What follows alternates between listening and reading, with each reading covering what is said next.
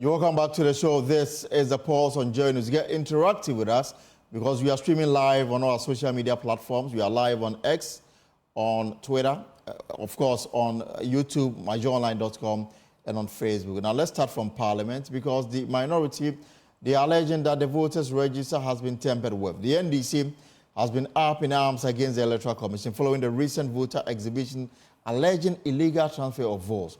The EC has admitted there may have been challenges, but insists the register is robust. Speaking in Parliament today, because the House is sitting under a certificate of emergency triggered by the majority, the minority leader, Dr. Kaysel Atuforsen, reiterated the demand of the NDC for a forensic audit of the register. Right, Honorable Speaker, again, the Electoral Commission has admitted that the voter register is riddled with irregularities and flaws. I dare say, Mr. Speaker, the scale of these irregularities is such that someone may have tampered with the voter register database. Mr. Speaker, I'm sorry to say that we cannot vouch for the integrity of the voter register as it stands at the moment. The details of these irregularities are so fatal and cannot be accepted. We therefore demand a forensic audit into the voter register database.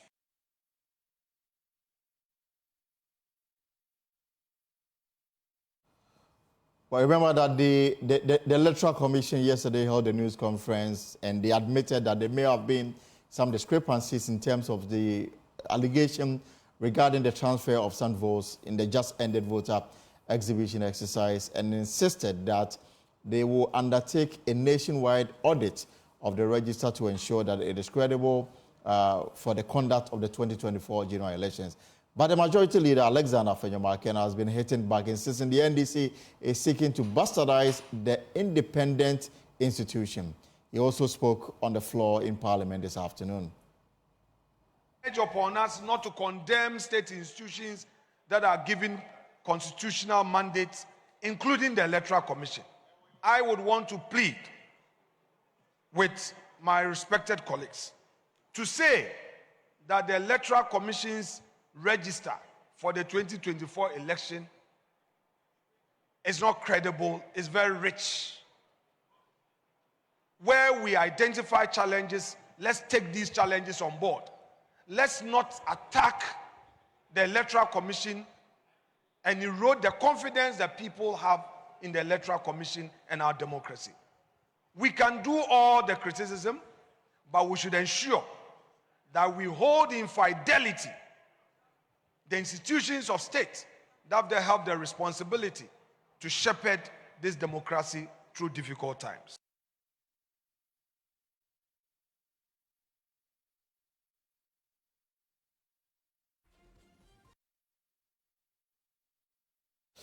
Right, so we are live in Parliament this afternoon because the House is sitting for the next 2 days, that's today and tomorrow, Wednesday. This is because the majority side triggered the relevant portions in the 1992 Constitution with signatures from at least 15 members of Parliament. The reason why the Speaker had to force the House back into session, but they are not sitting in the Chamber of Parliament because the Chamber itself is undergoing some kind of renovation work. Let me take you live to Parliament now because so much is happening this afternoon. Kwaku Asante is our parliamentary correspondent. Kwaku joins us via phone. So Kwaku, first walk us through the key business that is on the floor this afternoon, the reason why members had to abandon their holiday and then are back in the chamber.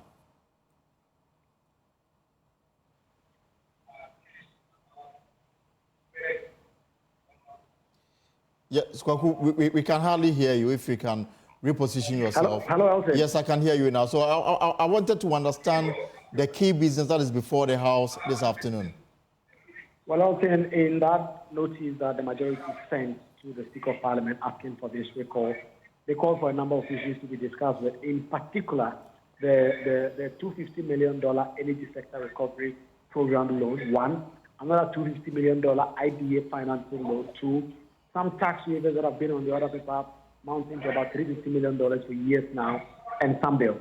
The Speaker of Parliament says he has considered all these matters and he has come to the conclusion that the two loans and the tax waivers are the only issues is going to allow the House deal with today and tomorrow as they sit for this because all the other matters that have been raised are not issues they are going to go in. The House has gone on and on about a lot of issues. But before you go on, the Speaker is clear on the issues that he will allow the House to deliberate. This is not in his bosom. The leader of government business on the floor will have to tell the Speaker the business they want to prosecute. Does it lie in the Speaker's mouth to say that I will allow only these businesses? Well, yes, according to the Speaker of Parliament, he is the one who admits business, and that the dictates of the specific standing orders are clear that the business that the majority or whoever is requesting that emergency they must call must be urgent in nature. It does not consider all the others that he has rejected as urgent. So, of course, the majority side did signal that even on the business statement that was presented a while ago, the Speaker of Parliament says they are not going to work with that. They are going to work with only 3 businesses that he has admitted. First, $250 million energy sector recovery program loan that was rejected in July of this year, that the majority is seeking to rescind and have another vote on that loan. Another $250 million IDA facility, as well as the tax waiver. The Speaker says, in his opinion, those are the only matters that are of urgent nature and no other business will be considered. And the Speaker did not hide his displeasure with the manner in which the House had to be recalled. Okay, can you come again? Yes, I'm asking. I mean, in the Speaker's introductory remarks, he was clearly unhappy with the fact that he had to recall Parliament. Well, yes, in fact, he did accuse the majority side of bad things. He said the majority had claimed that when he attended the House meeting on the 30th of July, he had done so unilaterally. He said that is not the case. He had had conversations with both the minority and majority leaders. There was an agreement that this was exactly when the House was going to go on break. As he has been taken aback by this report, and he has been accusing them of bad things. If you have that instead, you can listen to the Speaker of Parliament accusing the majority leader and his side of bad things. In fact, we'll come back to Parliament to understand what really is happening on the floor, because these key matters are of urgent nature to the government. That's according to the majority leader. But for now, let me take you live to the NDC headquarters. The party is addressing the media on some key issues contained in their 2024 manifesto. The Member of Parliament for Northton, Samuel Ablakwa, is speaking on good governance. These amorphous and nebulous and totally useless positions are going to be removed, and he's going to run the most efficient and lean government in the history of the country. The other thing that has excited a lot of Ghanaians under the governance thematic area of the manifesto is oral, Operation Recover or Loot. President Mahama is saying that the next NDC government is going to ruthlessly and uncompromisingly inquiries and forensic audits with the view of recovering all the loot. So we are serving a clear notice to all those looters who think that they are going to keep the loot.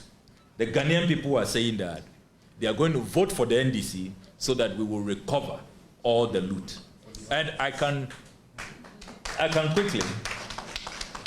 quickly run through a few of the obvious targets. Those who are keeping our $2 million under the guise of coming to deliver a sky train, and you heard the Chief Whip talk about it, and failed to deliver, they should very quickly, as soon as the election results are announced, if they don't want oral officials, Operation Recover All Loot officials, and I'm lobbying hard to be part of that team. With Basitali, you know, as my deputy. We are lobbying very hard. If they don't want any trouble with the Ghanaian people, they should just prepare to refund our $2 million for that very dubious SkyTrain project. You are even struggling with your railways, land, you are nowhere. And then suddenly, you say you are moving into the skies. Just a scam. Then those shonky sheikhs who came here, that they are coming to give us Sputnik V vaccines And the former health minister, Jimamenu, said COVID, he was so confused, he wasn't thinking straight. So he allowed those shonky sheikhs to deceive him. They should prepare. Our $2 million will have to be refunded. As to how a Russian-made vaccine, we could be roaming, the Akufo-Addo government could be roaming in Dubai for sheikhs to provide those vaccines, remains a mystery. Then Carrie Summers, who is keeping us $6 million under that National Cathedral scam, he should also prepare to refund that money. Ejapa, $12 million. Poalugu, $11.9 million. Motor Angels, $2.5 million. And all of those SML, the ambulance spare parts, the president's daughters and their business partners and all those people, they should just better, you know, and if they start negotiating now to refund the monies, even before the election, it will really, really help them. We are passionate about Operation Recover or Loot. We mean every part of this. Every single letter has meaning. Don't forget that it will also affect the land looters, those who have engaged in state capture, and I'll be coming to that. We are also pledging that we will launch a forensic audit and an inquiry into the National Cathedral scandal and seek broad consensus on what should happen to what is described now as the world's most expensive pit.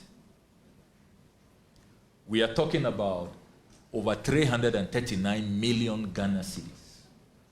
That's just our tax monies alone. I have not added what they collected from churches, you know, unsuspecting Christians and others. You know, their US operations and all. Just our taxes, $58.1 million, over 339 million Ghana cedis. And all we see, if you read Bishop Dakeward Mills' resignation letter, he said his conscience will not allow him to continue to serve on the board. He has built greater churches for far less than $58.1 million. We have spent $58.1 million, and all he kept seeing is a pit, which I'm told is now described as the world's most expensive pit. There will be a full-scale inquiry. Then don't forget all the demolitions that occurred because of this National Cathedral. So there are so many aspects to this puzzle. That double identity pastor who's also keeping our 2.6 million cedis, Kusi Boateng, Kwabena Edu-Jemfi, all of those parts of this hydra-headed scandal will have a special inquiry on that. I mean, when you deceive God, you deceive the clergy, and you deceive the Ghanaian people, you must face a special consequence for that. And you can expect that the next NDC government will do just that. The manifesto also pledges that there will be forensic audits into all the scandals that have occurred. And you know it's a tall list. So you name them, whether it's the COVID-19 management scandal, SML, Ejapa, Masset, PDS, Skytrip, Poalugu, appearance fees, the ambulance spare parts, the illegal sole source contract, all of them. It's been a government, Cecilia Dapa, it's been a government of one day, one scandal. We will go into all of them. On our campaign trail, we meet many people who tell us that we are voting for you just because of accountability. And that is why our manifesto is resetting Ghana for jobs, accountability, and prosperity. So accountability is key. The others are running away from accountability because they have been neck deep in plunging us into this quagmire. We are going to demand accountability. Our manifesto also is proposing to ruthlessly end the menace of galamsey, which poses an existential threat. As we speak, Ghana Water Limited have put out statements that at this rate, in the next few years, we'll have to import water. They say the Pra River is gone. The turbidity levels are at a level that does not even allow them to treat water. So as we speak, central western region, parts of Greater Accra, water crisis. Only the NDC manifesto is pledging a ruthless combating of this menace, which poses an existential threat. Clearly, when you listen to the Western Regional Minister, you listen to MPP parliamentary candidates and MPP stalwarts, their regional chairman and all of that, they are complicit. They are neck deep. And I listened to Mr. Erastus Donko this morning, and he said that, look, it is the ruling party officials who have just made this fight worthless and useless because they are complicit. They are the real people who are behind the Galamsey menace. You need a new government that will come and confront this menace because it doesn't make sense. A whole government with a national security apparatus. You have DISEX, MISEX, RECSEX, all these security councils, DCs, regional ministers, police commanders, NIB officials, national security operatives, and all of them are saying that they are helpless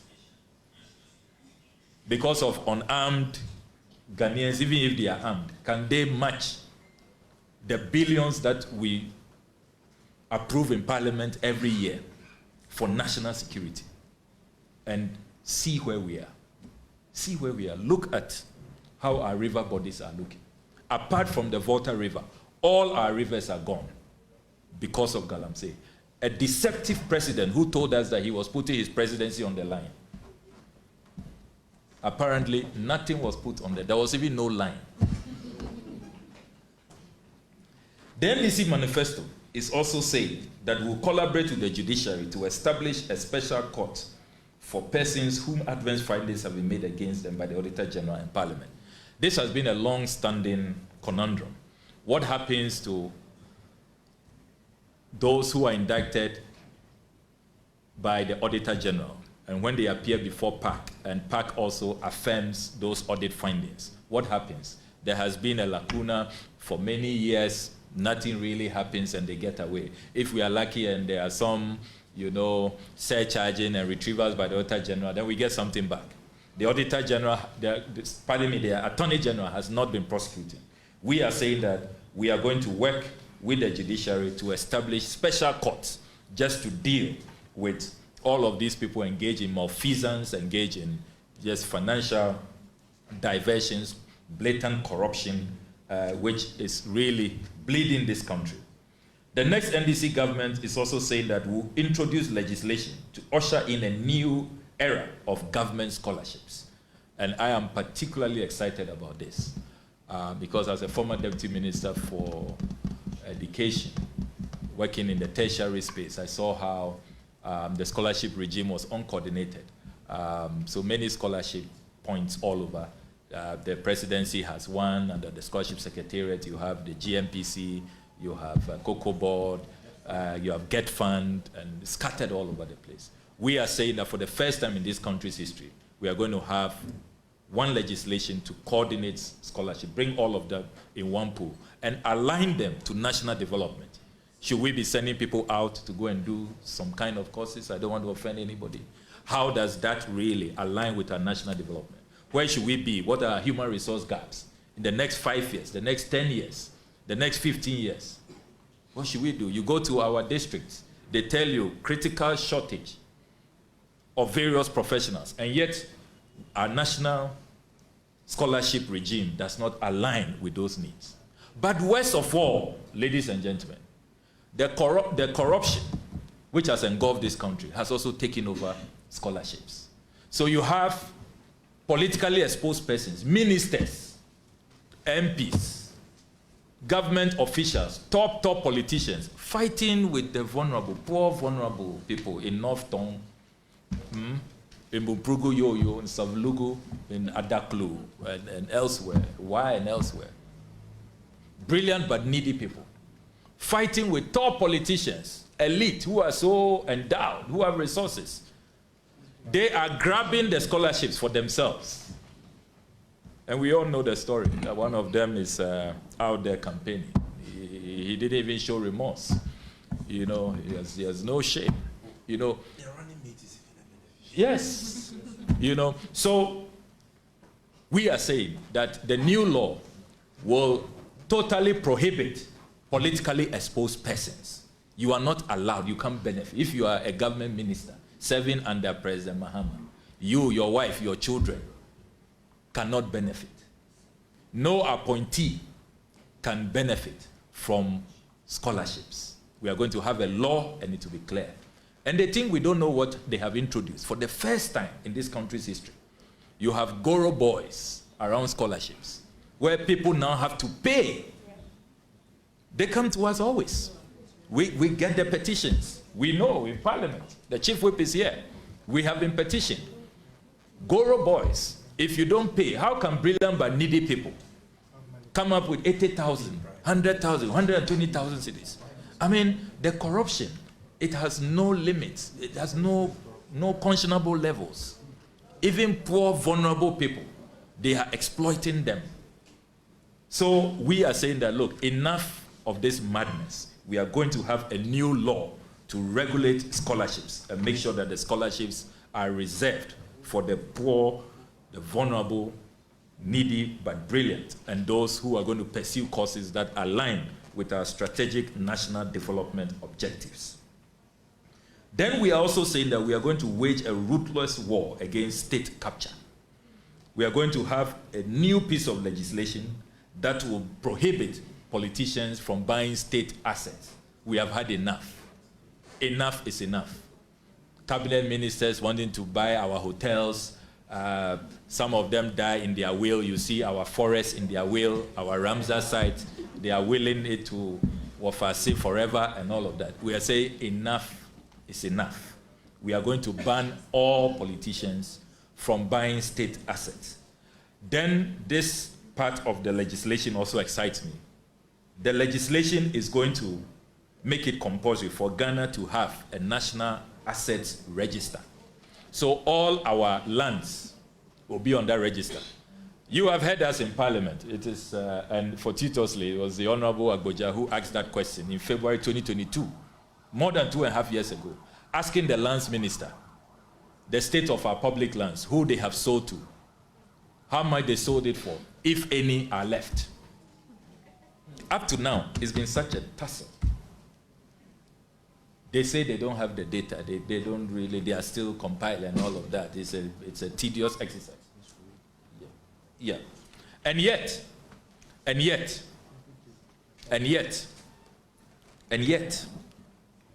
anytime they want to sell,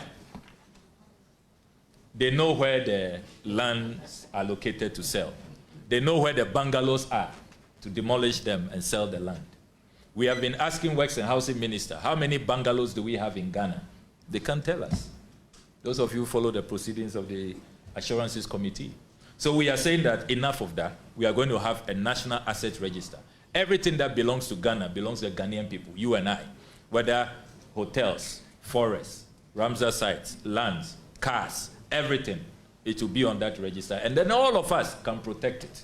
The reason why some of these politicians don't want to have this register, don't want to publish the list, is because they don't know, they don't want you to know what is a state asset, so that when they are selling them off cheaply, you will not be able to know.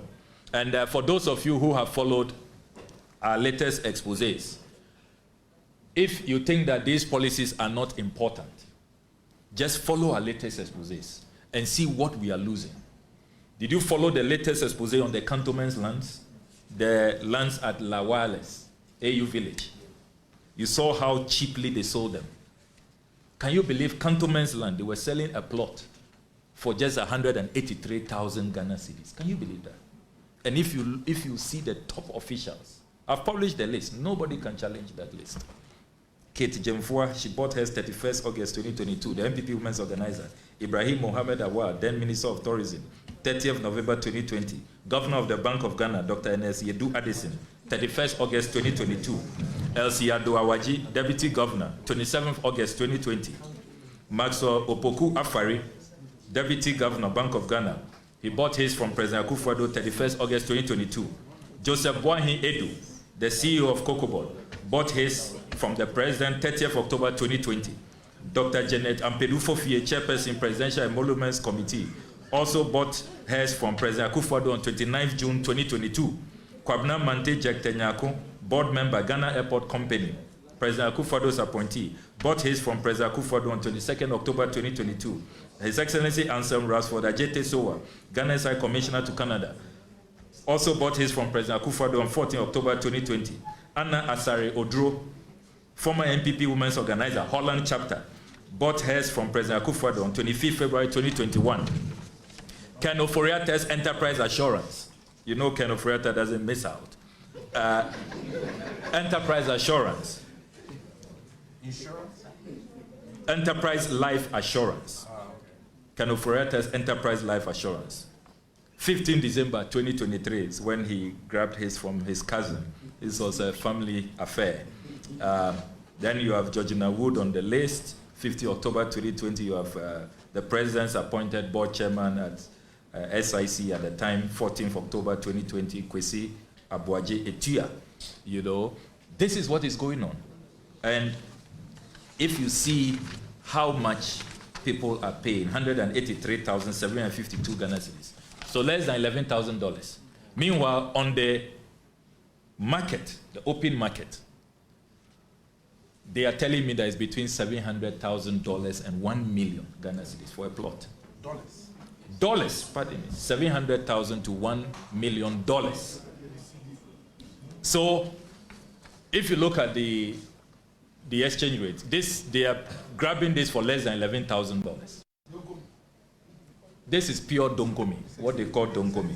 It's just a giveaway. And what makes matters worse, they don't advertise. Nobody hears about it. If I tell you how many MPP people have called me, top, that, so this thing, so are they still selling? How do they even sell? I mean, how come some of us, we are also in the government, we don't hear about it? You know, even some of their own members. So this is tight, you know, knit. This is insider is real kokofu. They won't pass you. You won't hear about it, you know. We are saying that enough is enough. We are going to prohibit and abolish all of these things. I'm going to run through quickly so that we can take your questions. For journalists, we are also heavy on your welfare. We are saying that we are going to repeal all anti-press freedom laws and reverse the current climate of fear, intimidation, harassment, and safety, as well as broadening the frontiers of media freedoms and development. So all of those anti-press freedom, that press freedom legislation they've been using in the name of you have caused fear and panic and others, and then you are picked up by national security. Remember what your colleagues Caleb Kuda and others went through. Manasseh Azuri had to flee this country on 2 occasions, to South Africa and to Germany. We are saying that we are going to stop that. We'll revisit the Media Development Fund so that working with GJ, the NMC, you can get financial support to enhance your career. So we are not going to be bribing journalists so that they can't carry out their work fearlessly and advance the cause of democracy as operators in the fourth estate of the realm. We will transparently have a media development fund which will seek your welfare. And we've done it before in our last government. We're going to do that again. Working with your leaders, your fraternity, will have a very transparent mechanism of assessing the fund. Then we also say we are going to reopen investigations into the major unresolved cases, including the Ayawaso West Wogon election violence, the 2020 election killings. And you've noticed that it's one of the very solid grounds that our national chairman and national executives have provided the Peace Council, 6 grounds, and top amongst them, the 2020 election killings. There ought to be justice. And we are saying that we will not forget about the families, the relatives of those 8 people who were killed. We will reopen investigations, and those who did that must face the full rigors of the law, including other unresolved matters. Your colleague Ahmed Hussein Swale, it's become a cold case. The government doesn't appear interested. We are going to reopen that. Others like Silas Wolochame, who was killed under very gory circumstances. We're going to reopen all of those killings. The next item, as I prepare to run up, we are also saying that we are going to amend the Public Procurement Act to stop the abuse of single sourcing. And we mean this. Those of you who have read the 2023 Auditor General's report on cocoa roads, you will be most scandalized. The Auditor General discovered that the Akufo-Addo government, who in opposition, promised, and they put out statements, tweets, Facebook posts, that the era of single sourcing, sole sourcing is coming to an end. Will you believe that it is now rather the dominant procurement method? The Auditor General discovered that 87% of cocoa road contracts were single source. Can you believe that? 87%. Only 13% were competitive. Single source, which should rather be the exception. Under this government, it is the norm. Can you believe that? And the Auditor General didn't stop there. He decided to compare values. And what he found out, he was so shocked. The Auditor General discovered that when you compare the 13% awarded competitively with the 87%, the 87% contracts were 3 times bloated, inflated, 3 times, 300%. So if we paid for 10 kilometers of road, we could actually have gotten 30 kilometers. Now, you know what makes this even worse? Dr. Mahmoud Bawumia's brother, Abraham Bawumia, was at the center of this scandal. His company, Resource Access Limited, the same day they gave him 2 major single source contracts. Same day. In the morning, then they called, no, it's not enough. The family needs more. Come for another one. Can you believe that? The people who said, and at the time, President Mohammed's record was just around 20% to 25% single source. Now, Auditor General, not me say or not Sami Jemfi, it's not the NDC communication. Read the 2023 Auditor General's report. 87%. So these days, you don't hear Bawumia any longer talk about dealing with the abuse of single sourcing, because the family is at the center.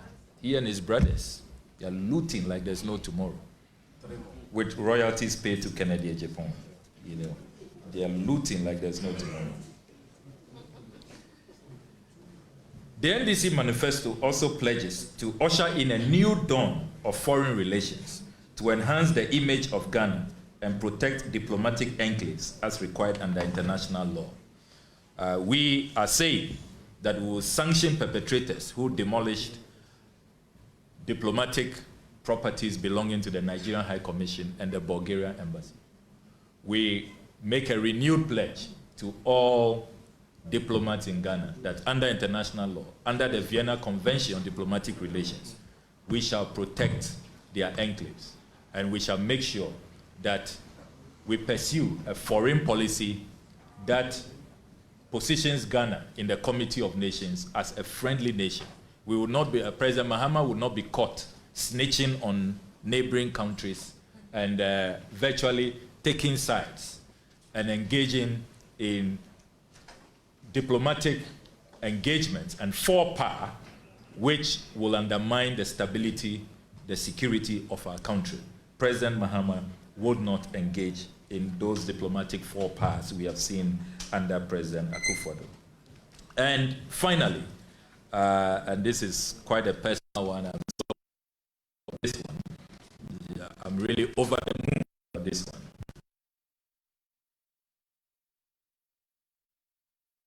Outline his 120-day, the only manifesto so far, with what I'll do in 120 days. So you can hold me.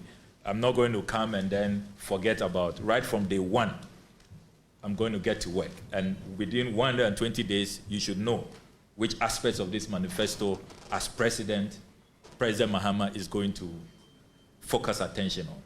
And President Mahama says that's part of his 120-day social pledge with the Ghanaian people, the social contract with the Ghanaian people. He's going to demonstrate empathetic and responsible leadership by taking steps to probe the VRA spillage from the Akosombo Egbon dams. As we speak, it's been a year. People are still living in tents. 1,360 fellow compatriots. Can you believe that? Fellow Ghanaians are living in tents. And they don't want to be accountable. They don't want to even be responsible. President Mahama is saying that within the first 120 days, that will be his priority, to move the people out of the tents, to house them, and to compensate the victims of the VRA spillage. So this is the new governance paradigm that President Mahama is pledging. And you can trust him that under President Mahama, we will have ethical, we will have incorruptible, we will have empathetic, very, very considerate leadership that will reset Ghana and transform our nation and unleash the full potential of the Ghanaian people. Thank you very, very much for your attention. Thank you very much. Son of Man had to take a little more time because of the number of policies contained under the chapter that he was dealing with. Very important issues about good governance and our fight, what our fight against corruption is going to be. I can see from your faces that you don't have questions at all, because the issues are very succinct, clear, self-explanatory. And these issues are about Ghana. Like my General Secretary indicated in Tamale when we were launching our campaign, the upcoming election is not a choice between the NDC and the MPP. No. 10 times no. It is rather a choice between the NPP and Ghana. That is what the election is about. We are engaged in a struggle, a collective nationalistic, patriotic struggle to redeem and rescue the very soul of our nation and restore the dignity of our nation. And that is why the things our brother Okujetu spoke about are important. We are not going to retrieve all these stolen funds for nothing. We are retrieving them for development purposes. We're a country with only 4 MRI machines. Can you imagine? The state hospitals in Ghana have only 4 MRI machines. These are the machines that you will have to go through for a scan when you are engaged in an accident. And any of us can be in that position. We have just 4. Only a few days ago, the elevator at the Kolebu surgery department was broken down. I had to take our ranking member for help to demand for it to be fixed. Either than that, we were possibly going to lose lives, like we lost 14 innocent Ghanaians when the renal center was shut down over government's 4 million Ghana cedis indebtedness. So these are important issues. Can you imagine what we can do with all these billions, which a few greedy, selfish people in Akufo-Addo and Bawumia's family and friends cabal have appropriated, what it can do, the good it can do for Mother Ghana. So this is not a time to sit on the fence. This is not a time to be neutral. You cannot be neutral between good and evil. Yes, as media practitioners, you are enjoined to be impartial, but impartiality and neutrality are totally different things. So join the struggle for change. We have just 95 days more, and we are optimistic of a resounding victory for John Dramani Mahama, His Excellency, and our parliamentary candidates across the length and breadth of Ghana. Thank you very much, and we'll see you next week to talk about gender and social protection, agriculture, and the creative arts chapters in our manifesto. We are committed to an issue-based campaign.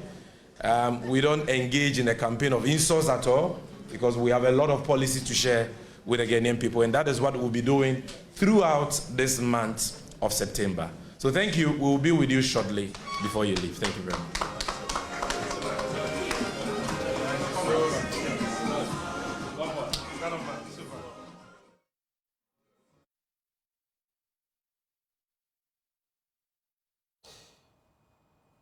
You're back here on Joy News. This is the pause, and a while ago, we brought you that live sectorial presentation by the NDC at the party's headquarters here at Ablakwa in Accra. And this is what they do every week, every Tuesday. And of course, next week, they say they'll bring you another one. This is the pause. We'll take a short break and return with more on the program. You're welcome back. This is the pause here on Joy News, and we are now entering the election headquarters. And we'll stay a little longer with the NDC because the flag bearer of the party, John Dramani Mahama, is promising to build an ultra-modern market for the people of Kintampo to boost economic activities of the area. The former president was addressing party faithfuls at a mini rally in Kintampo in the Buni East region as part of his 4-day tour of the Bono region. It called on Ghanaians to vote out the governing MPP for failing to deliver on promises made before the 2016 general elections. Anna Sabet has more in this report. Former President John Dramani Mahama began his 4-day tour of the Bono East region with an engagement with traders and market women in the Babatokuma community, where he shared his vision, policies, and programs as outlined in the NDC 2024 Resetting Ghana Manifesto. He then moved to Kintampo, where he addressed a mini rally at the Presby Park. Here, Mr. Mahama noted that the next NDC government will construct an ultra-modern market in Kintampo to help boost economic activities in the area. Esan said Kintampo is the center of Ghana. A honey Ghana fifi. Enti enyome bi wo ho a ewo se yeboa na Kintampo efa ne tuma pay fra. Mujoma ewo ha ensem fata Kintampo. Ezu Enti NDC ba yebesi jom no foforo ni aye no fefefe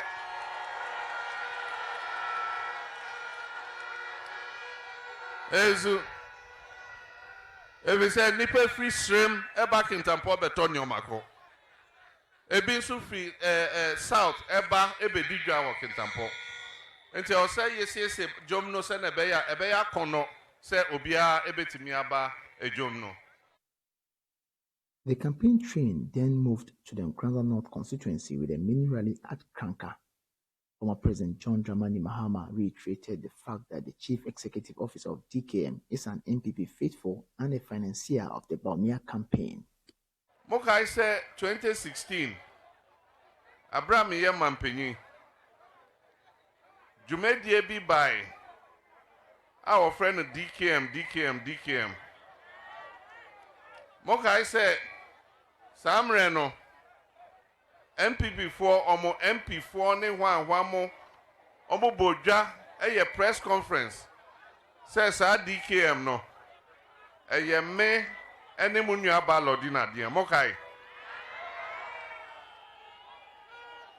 Nanuya, and Chebia, and Omampenya Bedi Chebaumia. Oko Krobi was my friend and Nandom. Na Oko Hono, on Nam no, na a branch be, and then nam, our mobon como. And Newafa, our young Minister of Interior and Bruce Derry, or G2 Musa DKM Rurano, or your MPP ni, na or your one of the financiers of Omampenya Bediche, Dr. Baumia.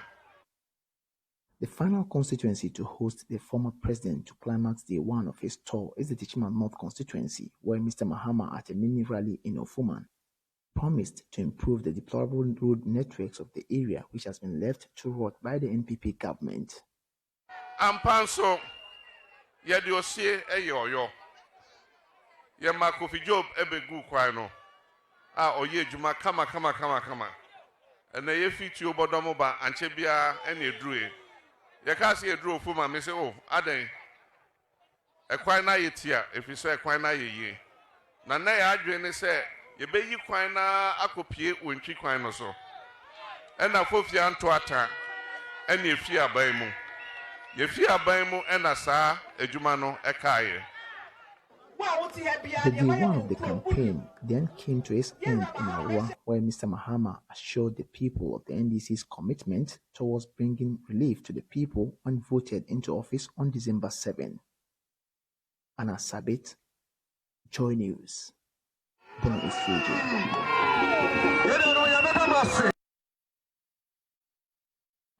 And of course, we'll stay a little longer with the NDC because the Member of Parliament for Northton, Samuel Ablakwa, has stressed the next NDC government will continue the Kita Port project.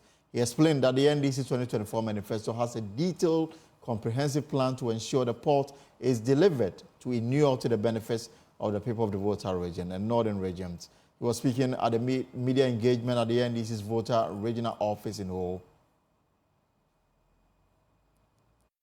The media engagement was organized to provide a platform for the opposition NDC to outline promises contained in its 2024 manifesto specifically for the Volta region. Addressing the press, the Member of Parliament for Northton, Samuel Ablakwa, highlighted that the next government, under the NDC flag bearer, John Dramani Mahama, would continue the Catapult project initiated by President Akufo-Addo. They're actually going to construct the port. And what I like about our vision is that ours is bigger. We are going to look at how this port will serve the entire Volta and OT regions, and even all the way to the northern parts, which you know are landlocked. And so they will rely, instead of going through Tama and then Kumasi through Techiman, it is far, far shorter if you use the new port in the Volta region in Keta. It's within a few hours you can serve the people of the northern parts of our country. A significant promise is the development of the whole airport into an aviation training hub. The manifesto pledges to upgrade the whole airport into a training hub and establish certified maintenance, repairs, and overhaul systems. President Mahama has also talked about how this airport can become a strategic cargo location for the movement of goods, particularly under his 24-hour economy, which is linked to the after goals. Mr. Ablakwa said the NDC aims to promote medical tourism in the Volta region. Then we are also talking about expanding the whole teaching hospital to provide specialist services. The NDC manifesto is talking about establishing a quaternary hospital in the Volta region to attract medical tourism. Fred Kwame Asari, Joy News, Ho. Well, now away from the election headquarters, it's been a year since devastating floods ravaged communities along the Weja catchment area, leaving residents in turmoil. Now, despite the destruction, many remain in the buffer zones, their homes still standing in the flood plain. In our latest flood of trauma series, Emmanuel Jivenu goes back to the community and reports. Mining continues to wreak havoc on water sources across the nation for the people of Hotopo, Ehukrom, Fasen, Azani, and Eyinase. This has meant losing their lifeline, their rivers and streams. Residents were left with no option but to use water contaminated by toxic chemicals from mining activities. Because of that, no idea no naughty. No any effect, but galamse for no beno, no beseno. And still on an yen to be allow there, ye use. Yanumun san, because of the nini. Oma, sometimes yanuma yari. At the Hotopo Chips compound, the local clinic struggles to operate efficiently due to lack of clean water, placing even more lives at risk. Joseph Apiakubi heads the Chips compound. He explains how the situation was. Yes, actually it was difficult. We need to walk very far distance to the community before we could get water for our activities. We do not have any water around. Waterborne diseases are very, very rampant and very common within this community because our major source of water was the stream, which the Galamsey has taken over and the whole water has gotten mad. And therefore, you can see that cholera, dysentery, and other severe waterborne diseases are some of the things that we normally experience within the community. In May 2024, Amaja Tubular Services, a joint venture of Amaja Oil Fields and Tenaris Global Services, cut sword for a life-changing project, the construction of 6 mechanized boreholes in 5 communities. Project manager Kofi Bediako shared the company's motivation. Initially, we decided to do only 3 of these boreholes in these areas. But we realized that no, 3 might not even be enough. So we decided to double it from 3 to 6. So we did 6 boreholes. And we apologize for that wrong answer. Now I can bring you that story about the flood that ravaged communities along the Voyager catchment area, leaving residents in turmoil. Now, despite the destruction, many remain in the buffer zone. Their homes still standing in the floodplain. In our latest flood of trauma series, Emmanuel Jivenu went back to the community, and this is what he found. Last year's flood was a disaster that submerged hundreds of houses, leaving many displaced and livelihoods destroyed. Wisdom Obing, a taxi driver, and his family were among those affected. The water damaged his taxi, his only source of income. My taxi, we had to take houses small. The water enter inside, spoil everything. He enter inside, the water enter inside, control board, everything. It's spoiled. That's why you open and come out the things we then check and they say the control board spoil everything. So I for come out the tank, come out the fuel or come out the oil. But you see, right now the incident come now. Picking 2 days inside, four children, so things had small, so I'm not free. Do I'm right now where I leave them small. Now, with the rainy season already upon them, Wisdom and his neighbors remain on edge. Only God. Only God. But me, I thank God, say, I feel safe. My wife and my pickings for children.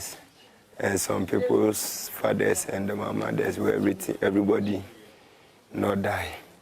But our things were spoiled. For Wisdom and others like Alberta, who nearly lost her husband to the flood waters, the trauma of last year's pillage lingers. Yeah, poultry farm. Nkuko ni bebreu. Meton koko beans atuko ni nyina say sugar. Fla ni nyina nane. Me kunka oye ba fie 5 days. Engine no asay no romo abeto yen ndemu bibia say. Nsuo nu e ba fie. Ena me rush bae. Nti time me bae no. Yebe oyare kakra. Yebe pejano no. Na nsuo na dru ye waste. Ye di ni bedru abonten ho. Na e wo me chest na me kura me nan ka fom. Ta fufu ya kura wa me fi. Nti mata bae na me de gidi fifi. Aye chan gba place no play vi ole. Ma bae chieji a. Fi kura high holiday danto ma va yembe. Mata ya fi mo. Ta ma yo trafi a do bi no over 20 a. Ke ye ma na me 20 wa ke ma nya fufu ike ma bu. Ta ke mi le fi aziko pata mi le dogole ho me. Vinya to baba ti kura e. No po fi akwafi. Okay. Yeah, kota e do nyin to ba ko ha ba tutu yunu bia be avata me ba tutu gate gba kule flex antini anya popo bi ire. We cannot stop spilling. We cannot. And nobody can blame Ghana Water Company because you are looking at a river. So you are looking at your stream flow. Then because you want a pond of water to do one project or the other hydro or waters to drink or irrigation, you put a wall across the river to create impoundment of the water. And the water is supposed to build some level because the wall does not have indefinite or infinite strength. If you go beyond that level, the dam is going to collapse. It's like you have a wall standing there.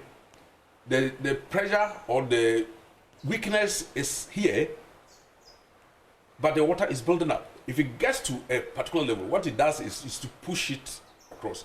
The stark reality is that, despite the warnings, many residents remain reluctant to leave, clinging to the hope that this year will be different. Emmanuel Jivanu's reports read to you.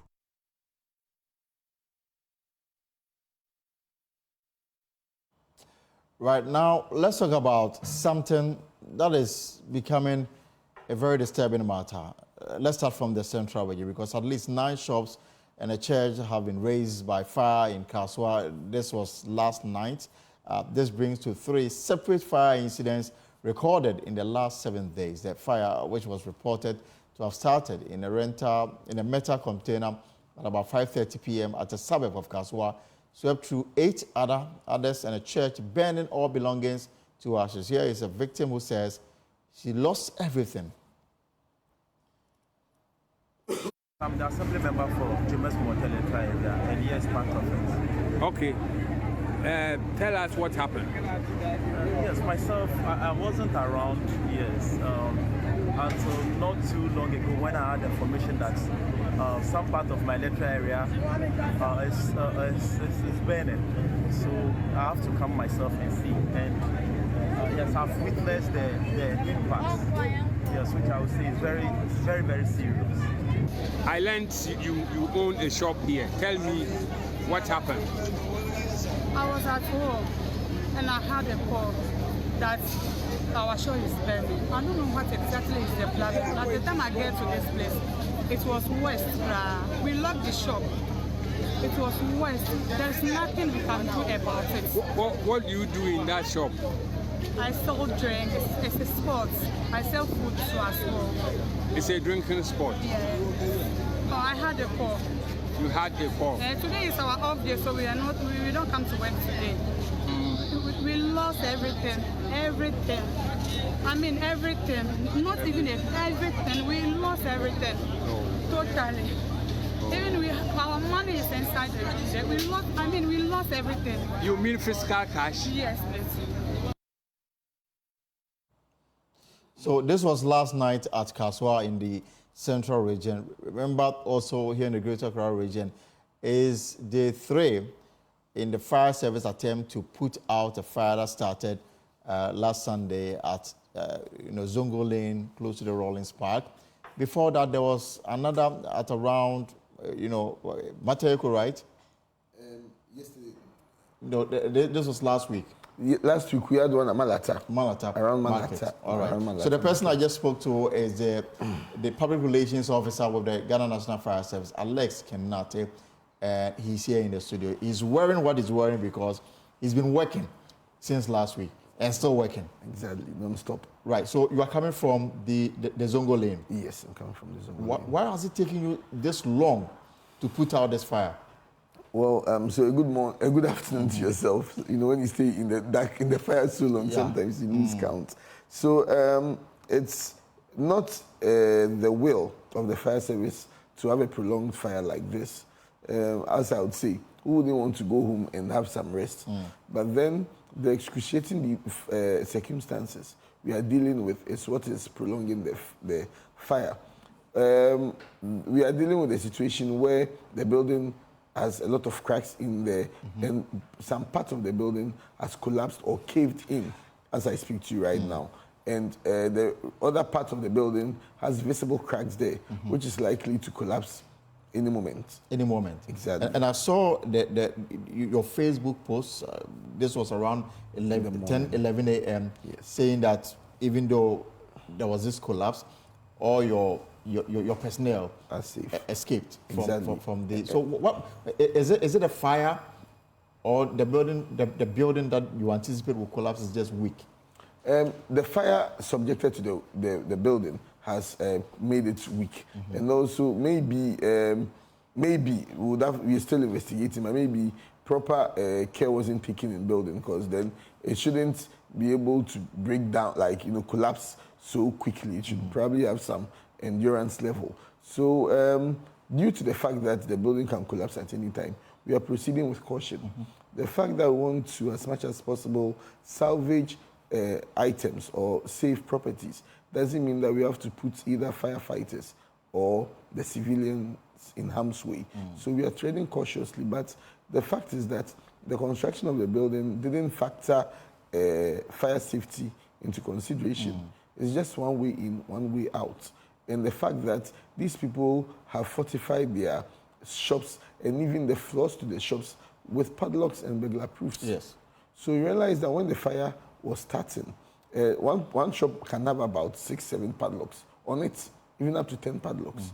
So to get to the seat of fire, where the fire is, we would have to now spend time breaking and cutting it. Yes. The fire is also not waiting. And these shops have been built with so much close proximity that it's easy to spread from one shop to the other. That's why we are seeing what we are seeing. And the fact that the items in the shop are highly combustible materials, there are three things that actually come together in its right proportion to start fire: heat, oxygen, and fuel. So we have oxygen all around us, and you realize that even with the weather we are facing, there's a lot of oxygen in the air. Right. And then the fact that there's a lot of fuel. Fuel is anything that can burn. Then this is a situation where the warehouse houses generators, mattresses, bed sheets, electrical appliances, furniture, almost everything we can think about in there. So and then the Chinese people are occupying the top floor, which they also obviously cook there. They have their gas cylinders there. So we've had explosions. Even in the markets, one thing we keep dissuading people from doing is to cook in the markets, but yet it's still ongoing. Exactly. So for the Zongo Lane, how many shops have been destroyed so far? I would want to play safe. I wouldn't want to preempt the number, but I would want to again focus on the non-affected shops or the non-affected buildings. As it stands right now, there are about 2 or 3 banks within that very close proximity to the fire. Successfully, we've been able to salvage it from the fire. There are other buildings that are very, very close to this affected building, which I can successfully say that we've been able to contain the fire from spreading to that site.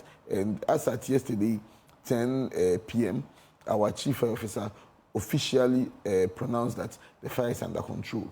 But there's a difference between under control and totally out. Yes, so there are pockets of fires that we are still fighting, but we can say it's out of danger, and we are doing our best to make sure that it doesn't get out of hand. The time is 4:15. So as we speak, your men are still on the ground fighting the fire. Still fighting the fire. And we are not leaving until the fire is out.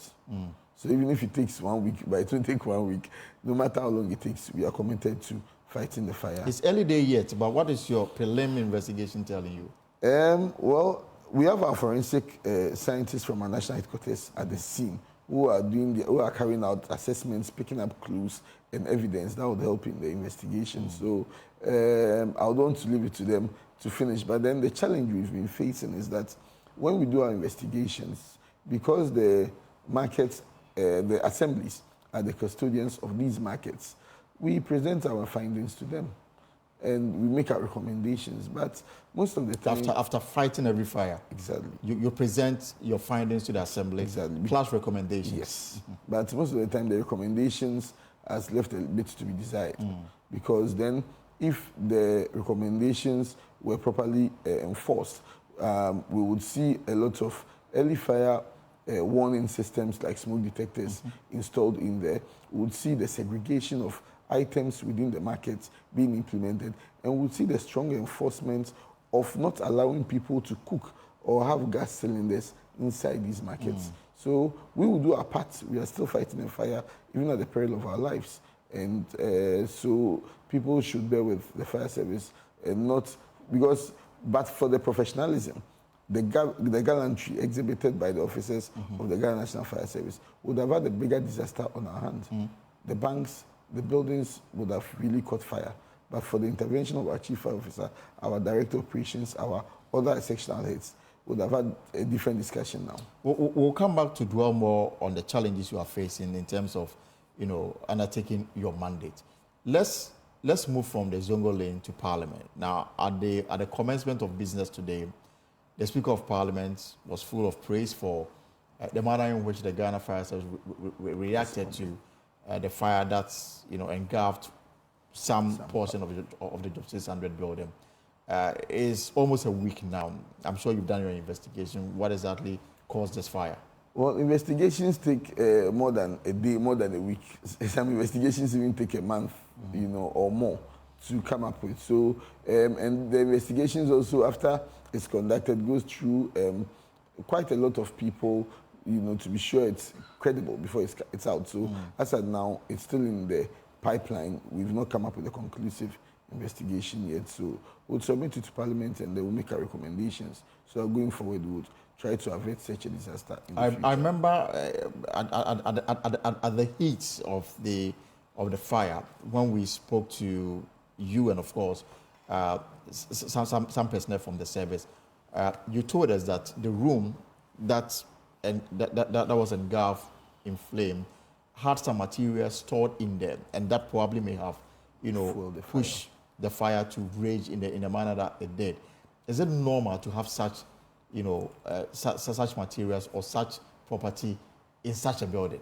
Well, it depends on the purpose of that particular building. If the building is meant to be a storeroom, that houses, and in this case, from what we gathered, it was supposed to be a storeroom that housed documents and a few items in there. So it's normal. But then what should have really been adhered to was a lot of more stringent fire safety precautions as a result of the vulnerability of that room. So we have a fire station at Parliament who constantly carry out fire inspection within the area, but that particular room for a while had been out of bounds to our officers because of how sensitive that room is containing documents. But did the alarm go off? The alarm, yes, I think the alarm was triggered. That's what prompted us. But then the unfortunate thing is what the water thing didn't work. The water sprinkler didn't work. How come? I think there was a problem that was identified by our officers at Parliament and was they drew the attention of the staff prior to the fire. So I think it's something that appears nothing was done about it. I'm sure they were working on it before this unfortunate thing happened. So that was the situation. And so when the fire happened, again, accessibility was a problem because to Parliament, to that particular room. Okay. Because that particular room was under lock and key.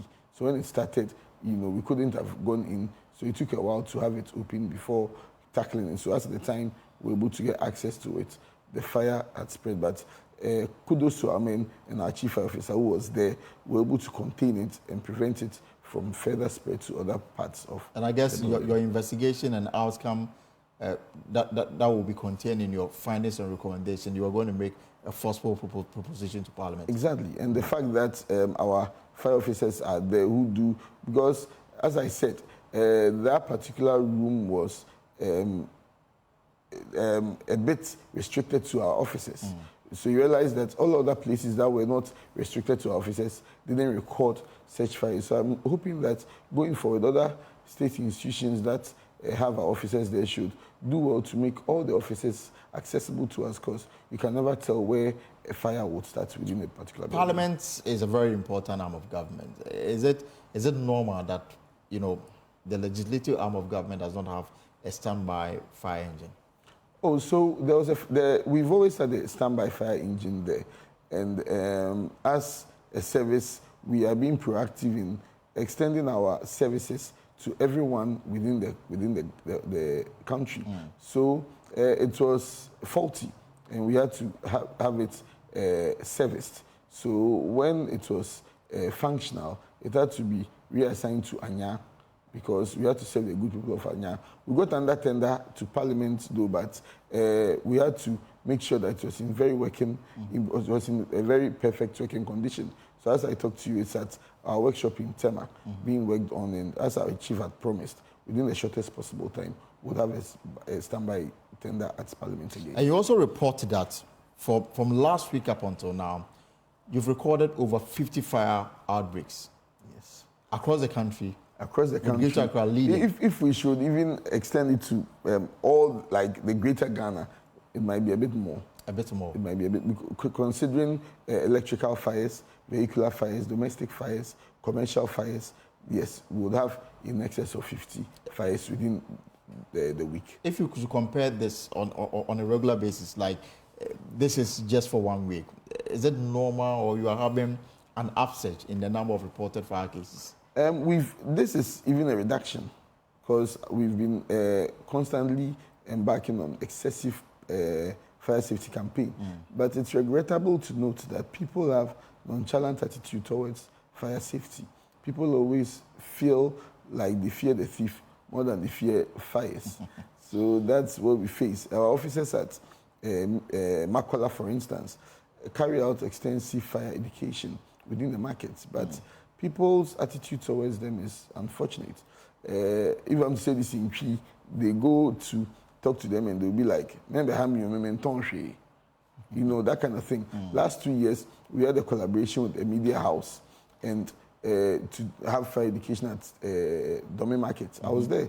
I was heartbroken. No one wanted to come back. They didn't show any interest they didn't show in the interest. education. And that same night, that's the same night Mile 7 Market caught fire. So it's very unfortunate. And we told them that, look, and I was playing to tell them. They think the fire outbreak is very far from them. Exactly. And so they don't mind. You know, so, but you'd go and they would fortify their locks with a lot of burglar proof, a lot of padlocks, as if they are trying to keep Satan away from their shops. Because they fear the thief. The thief more than they fear the fire. But the thief will probably come. If the thief should come to this beautiful studio, I don't think he can take all the lights. I don't. He might probably take a few cameras. There's beautiful set. He might not take it. But the fire does not have the taste to choose what to take and what to leave out. It will take everything. So why do we fear the one that you can even negotiate with the thief? Oh, this is what I have. Please take it and leave me. But the fire comes, you can negotiate with him. Absolutely. So but in terms of classification, would you say that domestic fire is number one concern?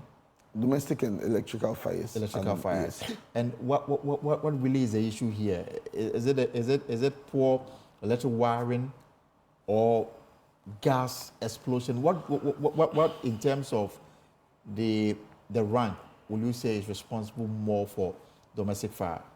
One would say that, you see, people not employing qualified electricians to help them with their electrical installation is one thing. If you drive through some parts of Accra or even some parts of Ghana, you'd see very old buildings with a lot of air conditions on it. Yes. And then you wonder, this building probably looks like the time it was. The building might probably be as even older than me. And as at the time that building was being put up, air conditions were probably not part of the thing. equation. Exactly. High load home appliances were not part of it. So probably the wiring that was used at that particular time was wiring that was just used to power fan and then TV. Right. But this is the situation, they rent it out and people bring in air conditions. So it tends to put a lot of load on these electrical appliances. And then when there's load and there's heat, there's fire. The fact also is that people also, as I said, people think fires are too far away from them. People think fires are too far away from them. People would say, we call the fire service, they are not picking. See, I'm sure everybody has the police number on their phone because they fear the thief. But ask them if they have the fire service number. Nobody has it. And sometimes I ask them, you see two canopies, one police, one fire, and we tell you, oh, we are both having a sensitization program. Right. Everyone will go to the police. Yes, it's people fair. Have cases to report. Exactly. And you always hear people crying, oh, I come for you hear police station, but you never hear anyone saying, in here fire station. So until, as a people, security is very important. I'm not undermining it, no way. But try to find a fine balance between your security and your safety. But on the other side, in terms of people's attitude towards the Ghana National Fire Service and whether or not they have access to them, I'm also worried about the kind of prank calls that you get. How pronounced is that? It's a big headache for the service. It's a big headache for the service. And that is where it calls into question we being each other's keeper. Because you realize that when you call, our emergency lines are just like your phone. If someone is on the line, until the person gets off the line, you can't pick another call. So if someone is on the line pranking us and you are calling in, obviously you can't get through to us because unless that person gets off the line. So if you see someone pranking, for all you know, you might have an emergency trying to get through to us. And it's not coming through. But it's not coming through. So there's no way you call fire service and won't pick. Why are we existing? So what kind of prank calls do you get? What do people actually call to report? It's unfortunate. Someone will call. I think I said some on your shows. One of your shows last time, and it was it grew some controversies. It's funny. Someone will call, oh, number. Someone will call. But there's a phone, the person will see in your face. Once they hear the lady's voice, oh, voice let me do. Someone will just call, me pay MTN credit. Someone will just from call. the Ghana National Fire Service. Yes, and some people actually call, oh, Eja to Abibu, and then we actually dispatch appliance there. See, we've had situations where people prank, we move appliances to a different location, and in their absence, there's a fire. So it means we'd have to fall on a much further appliance to respond to a fire, which would have probably taken a shorter time. But because someone has pranked and has moved the appliance out of its jurisdiction, it's depriving the people who need it of our services. So it affects all of us. And what have we done about it? So we've upgraded our fire master control systems to be able to track, to be able to see. Initially, at first, when calls come, we do not get the numbers. You know, it just comes in. But now we're able to get the numbers, and then we are collaborating with the police so that we will, at least now with the introduction of the Ghana card, we should be able to track some of these numbers and then take punitive. Have you done any arrests relating to this? No. So it's a developing upgrade that we are doing, you know, with these collaborations that we are doing. So we just had this new system installed, and we are still familiarizing ourselves with it. So within the shortest possible time, once the system is fully in place, action will be taken against people on these matters. So you are warned. If that is what you've been doing, the Ghana National Fire Service say that they now have a system to identify your number, and they will come after you. Exactly. If you really don't have nothing to tell them, please just keep your issues to yourself. And only call when you have an emergency to report.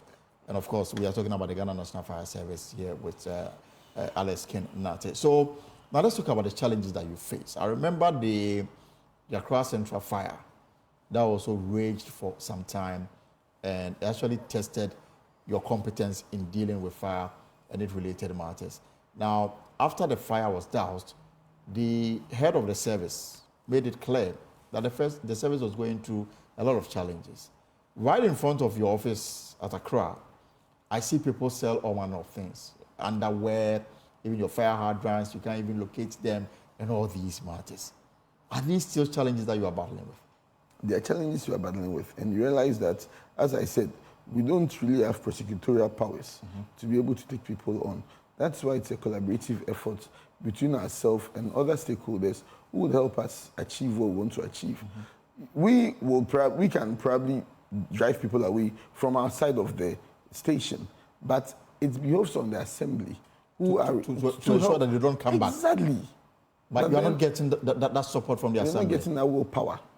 You know, so even with appliances moving, so when there are fires in Makola, you hear people complaining, oh, more fire service, no, I drive a smaller car. Even me, I wouldn't want to drive even through there. So imagine driving a bigger fire tender through a congested area like this. It's not easy. Is it a case that you are sited at the wrong place? Well, within that enclave, I won't say there's any better place. It's all choked like that. But I think it's about the systems working, like the systems that are supposed to support us, working to be able to help us fully achieve our mandates. And it's not, you are not getting the response that you need. We are getting it, but from the it's not too good. It's not too good. We wish it to be better. And then the fire hydrants, I mean, I see a lot of them in town. Now, the information we've picked is that most of them, they don't work. And that's the reason why sometimes when you are called to respond to a fire situation, sometimes the fire engine will get there after a few minutes, run out of water. Now, they have to travel a long distance to go and get water. And by the time they are back, the fire would have consumed everything. Okay, so I won't say you are wrong, I won't say you are right, but I'll clarify. So when there is, the hydrant situation is, yes, real. We all know the Galamsey menace and how it's affecting our water supply at home. And so when you are home and you open your tap and your tap is not flowing, there's a high possibility that the hydrant is also not flowing. So it's a challenge for us. And mind you, no fire tender would move to a fire scene without water. Without water. It's never done. But we've heard that they came without water. It's so unfortunate. You see, when with the whole fire tender you see like that, it doesn't contain all water. It contains water. It contains tools that we use during extrication hoses that we use, and other tools that we use during the firefighting. So when the pump is engaged at full capacity, within 3 minutes, the water is exhausted. Right. Within 3 minutes, the water is exhausted.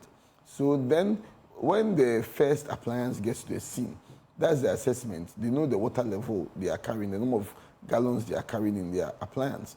Once they get there and they realize how big the fire is, then they immediately call for reinforcement, so that the reinforcement can be on its way while they start fighting the fire. So there's never been a time when they will come and then they will say they are leaving and go and come. No, because we'll have other tenders on its way to be able to help. So when they come and they supply water to the appliance that's run out of water and they go, then people say, oh, but other car for buy you and somebody because so it's good when people people would come to us, ask questions, and we'll be glad to answer them. Right. Before I let you go, I know that there are some states in the U.S. where if somebody, does a prank call, the person is charged $5,000. And I guess that has helped deal with this indiscipline that we have in the system. We need money.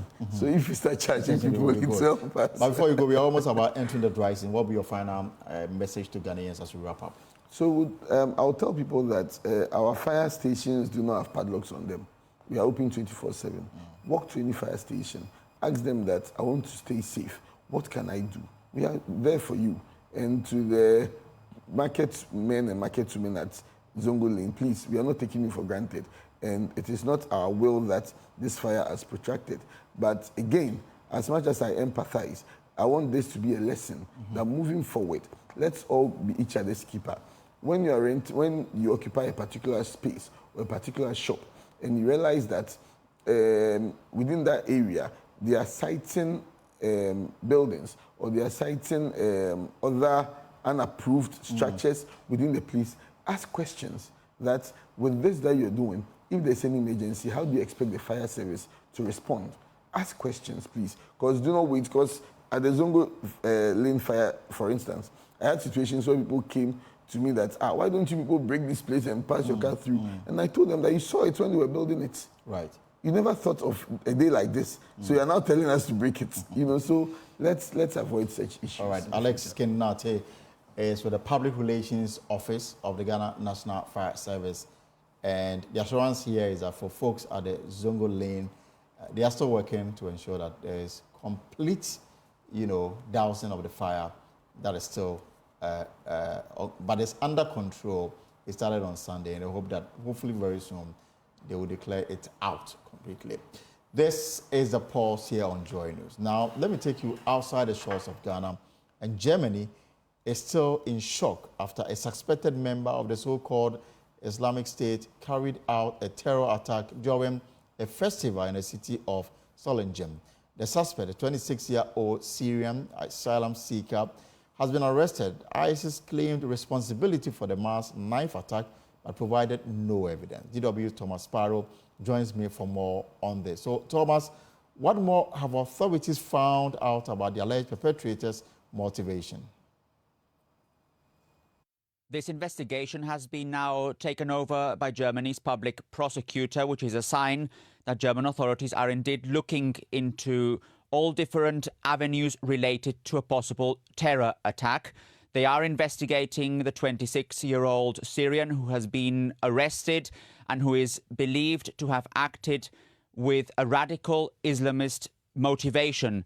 That is, so far, what authorities have released. They are delving further into possible elements in this motivation to try and understand, on the one hand, why this asylum seeker actually carried out the attack, to what extent he was related to the so-called Islamic State.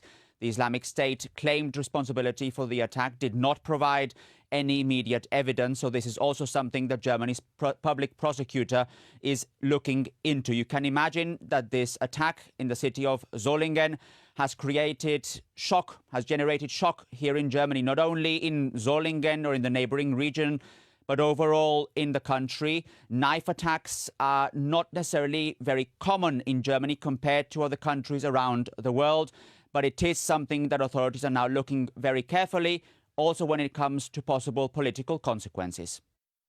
So again, what political impact will this knife attack have? What measures are authorities discussing? One measure that they're discussing is tightening laws when it comes to knife possession in public. This could be changing the knives that people are allowed to carry in public, for example, with shorter blades.